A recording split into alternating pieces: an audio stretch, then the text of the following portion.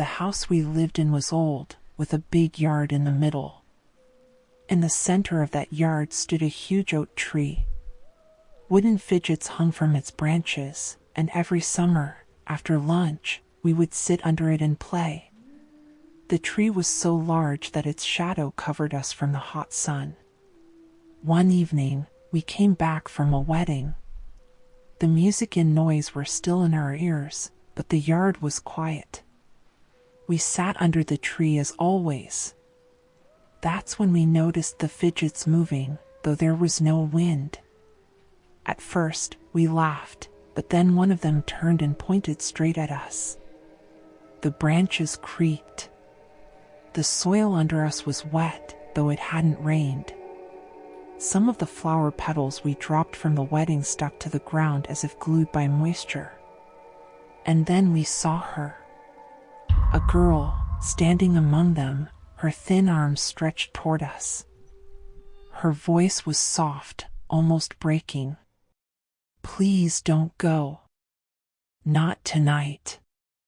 Then came the sound, soft giggling, like children hiding inside the tree. It grew louder, mixed with something that sounded like chewing. The fidgets began to drop, one after another. They weren't toys anymore. They looked like teeth. We ran inside, but the sound followed. And since that night, whenever we return from a wedding, the giggling starts again.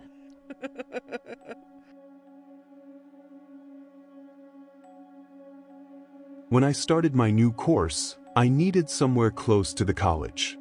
I found an apartment online that seemed too good to be true. Big rooms, low rent, and only a 15-minute walk from campus.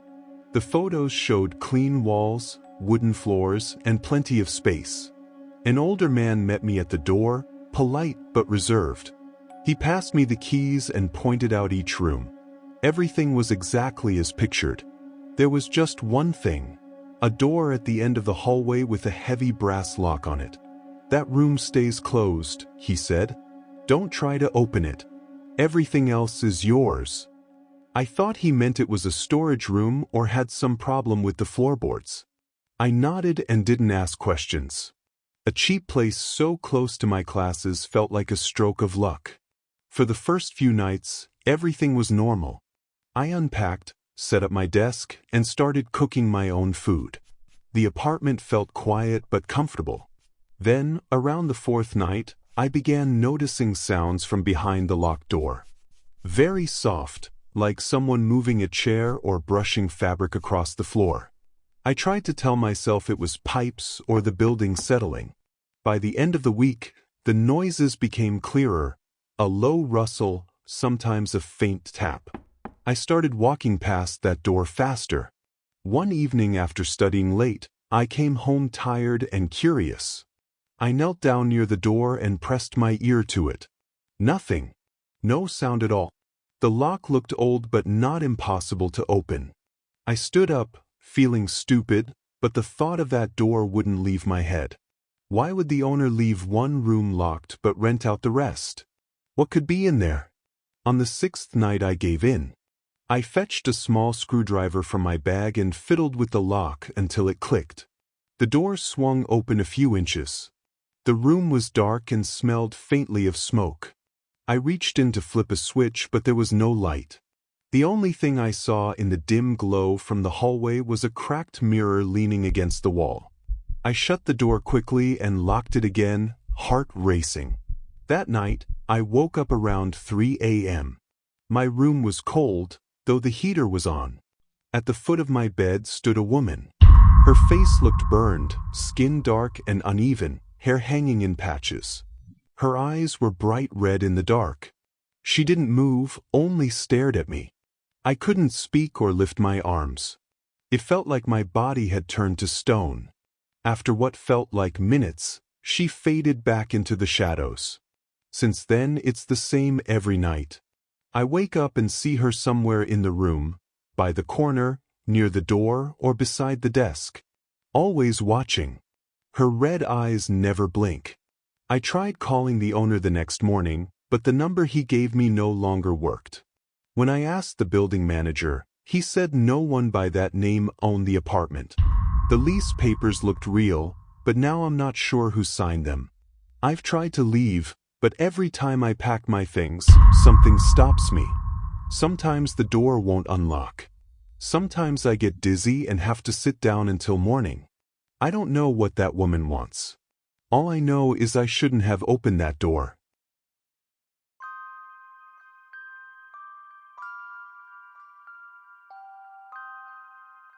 If anyone in our family was least likely to believe in the supernatural, it was my sister.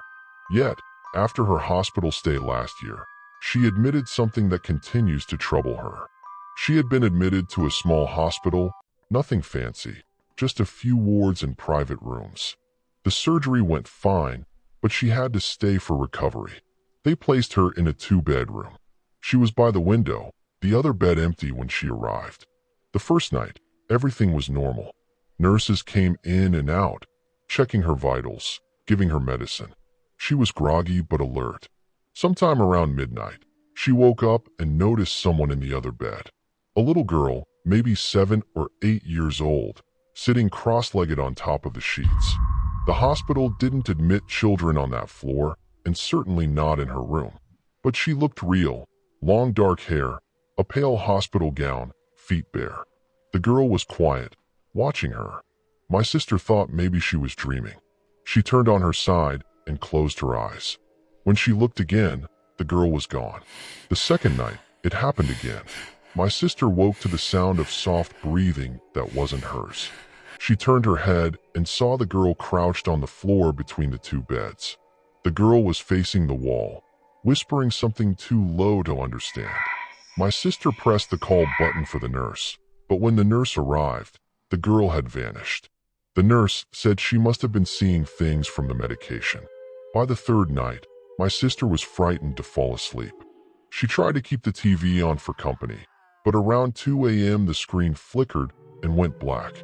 When she turned her head, the girl was standing at the foot of her bed, not moving, just staring. My sister said the strangest part wasn't her face, it was her eyes.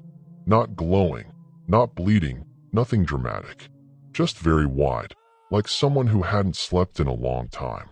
The girl finally whispered, "Don't let them leave me here." My sister tried to sit up, but her body was too weak. She closed her eyes tight until morning. The next day, she asked one of the older nurses if a child had ever been on that floor. The nurse hesitated, then said quietly, "Years ago, before they renovated, this was the children's ward. A girl died here. People still say she wanders." After that, my sister refused to spend another night alone. Our mother stayed with her until she was discharged. She hasn't told many people because she doesn't want anyone to think she was confused from the medication.